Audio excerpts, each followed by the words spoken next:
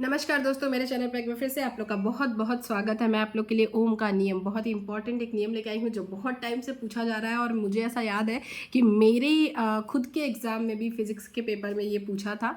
मैं साइंस से मैंने बायो लिया था, तो मेरे एग्ज़ाम में भी ओम का नियम आया था और मैं पूरे साल इसको याद करती रही। ठीक है, तो चलिए मैं आप लोगों को बता देती हूँ। बहुत ज़्यादा इंपॉर्टेंट है, हो सकता है 2 या 3 नंबर में ही पूछेगा, क्योंकि इतना अगर इसमें कोई फिर अगर 5 नंबर में आना होगा तो इसमें कोई ना कोई कुछ सॉल्व करने के लिए बोलेगा। ठीक है, तो पहले नियम देख लेते हैं हम। इस नियम के अनुसार यदि किसी चालक की भौतिक अवस्थाएं जैसे ताप, किसी चालक की मतलब कोई चालक है जिसकी भौतिक अवस्था मतलब उसकी जो ताप है, ताप भौतिक अवस्था में ताप क्यों बोल रहा है, क्योंकि छूने से पता चलेगा भाई कि वो गर्म है। तो ताप आदि नियत रखी जाए तो उस चालक के सिरों के यहाँ पे लगा देंगे हम, उस चालक के सिरों के बीच, ठीक है, के बीच उत्पन्न विभवांतर, ये जो विभवांतर है चालक में प्रवाहित धारा आई आर के समानुपाती होता है। मतलब V proportional to I, V के समानुपाती, V जो है I के समानुपाती होता है। बस इतना याद रखिए, V प्रोपोर्शनल टू I, मतलब V जो है समानुपाती है किसके, I के। अभी मैंने आपको इसके पहले वाली वीडियो में बताया कि समानुपाती मतलब हमें ऐसे डिनोट करना है, व्युत्क्रमानुपाती मतलब 1 आ जाएगा ऊपर में, मतलब अपॉन में आ जाएगा। ठीक है, तो ये ध्यान रखेंगे आप, समानुपाती होता है मतलब V प्रोपोर्शनल टू I।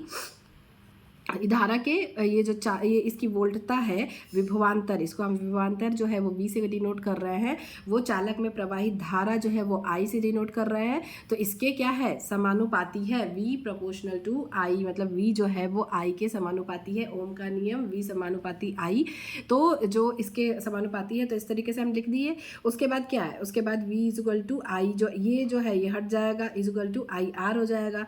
तो अब हम इसमें से किसी का भी अगर आपको कोई भी न्यूमेरिकल भी दे दे निकालने के लिए, तो आप कैसे निकालेंगे, जो भी दिया रहेगा, ठीक है, उसको यहाँ लिख के इज इक्वल टू, जैसे R अगर आपको निकालना है तो R इधर आ जाएगा और यहाँ पे V अपॉन I आ जाएगा। ऐसे ही V निकालना होगा तो I अपॉन R या R अपॉन I, ऐसे करके आप निकाल लेंगे। जो भी निकालना रहेगा वो इज इक्वल टू के इधर आ जाएगा और बाकी इधर चले जाएंगे और इनटू या फिर डिवाइड में कन्वर्ट हो जाएगा।